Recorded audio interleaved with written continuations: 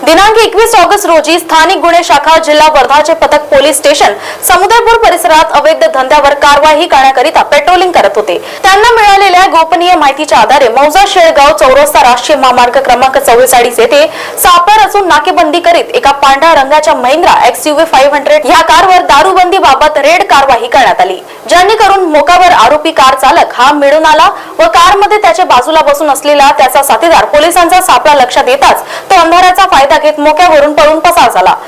पंचासमक्ष कारची पाहणी केली असता कारमध्ये मोठ्या प्रमाणात देशी विदेशी दारूचा माल मिळून आला। आरोपी कार चालक विचारपूस केली असता सदर दारूचा माल हा हिंगणघाट येथे राहणारा आकाश उर्फ टीना गवडी याच्या मालकाचा आहे आणि आरोपी कार चालक त्याच्याकडे दारू विक्री व वाहतुकीचे काम करतो असे त्यांनी सांगितले। सदर दारूचा माल त्याचे सांगण्यावरून त्यांनी वडगाव येथील समीर जयस्वाल यांचे ग्रीन विलेज बार मधून आणण्याचे सांगितले। मात्र पोलिसांनी कार चालकाच्या ताब्यातून एका पांढऱ्या रंगाची महिंद्रा XUV 500 कार, 52 खड्ड्याचे खोक्यात देशी दारू, एक व टँगो पंच कंपनीच्या 5200 सीलबंद शिशा, कोकण प्रीमियम कंपनीच्या 96 सीलबंद शिशा, 192 सीलबंद विदेशी दारूच्या शिशा, ब्लू कंपनीच्या 24 सीलबंद शिशा, विवो कंपनीच्या अँड्रॉइड मोबाईल असे एकूण 21,20,000चा मुद्देमाल जप्त करण्यात आला। आरोपींची ओळख अमरदीप अरुण जीवने, तेजस मेश्राम, आकाश उर्फ टीना गवडी, समीर जयस्वालच्या रूपात करण्यात आली। पोलीस स्टेशन समुद्रपूर येथे दारूबंदी कायद्यान्वये गुन्हा नोंद करण्यात आला। महाराष्ट्र टीव्ही 24 साठी आसिफ कुरेशीची रिपोर्ट।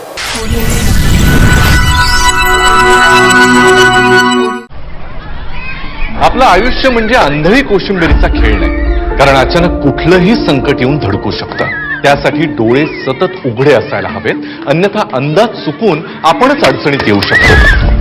अनेकदा आपण आपत्ती टाळू शकत नाही, पण सतर्कतेमुळे कमीत कमी नुकसान होईल याची काळजी घेऊ शकतो। संकटात घाबरून न जाता मार्ग काढू शकतो। शासकीय सूचनांचे पालन करून आपण मदत पथकाला सहकार्य करू शकतो।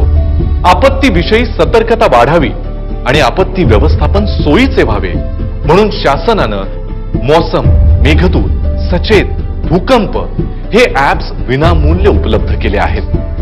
त्यांचा वापर करा। सतर्कतेमुळे जीवितहानी बरोबरच वित्तहानी सुद्धा टळू शकते। प्रसंगावधान राखा, योग्य कृती करा। आपत्ती व्यवस्थापन आयुष्याचे संवर्धन। आपत्ती व्यवस्थापन, मदत व पुनर्वसन विभाग, महाराष्ट्र शासन।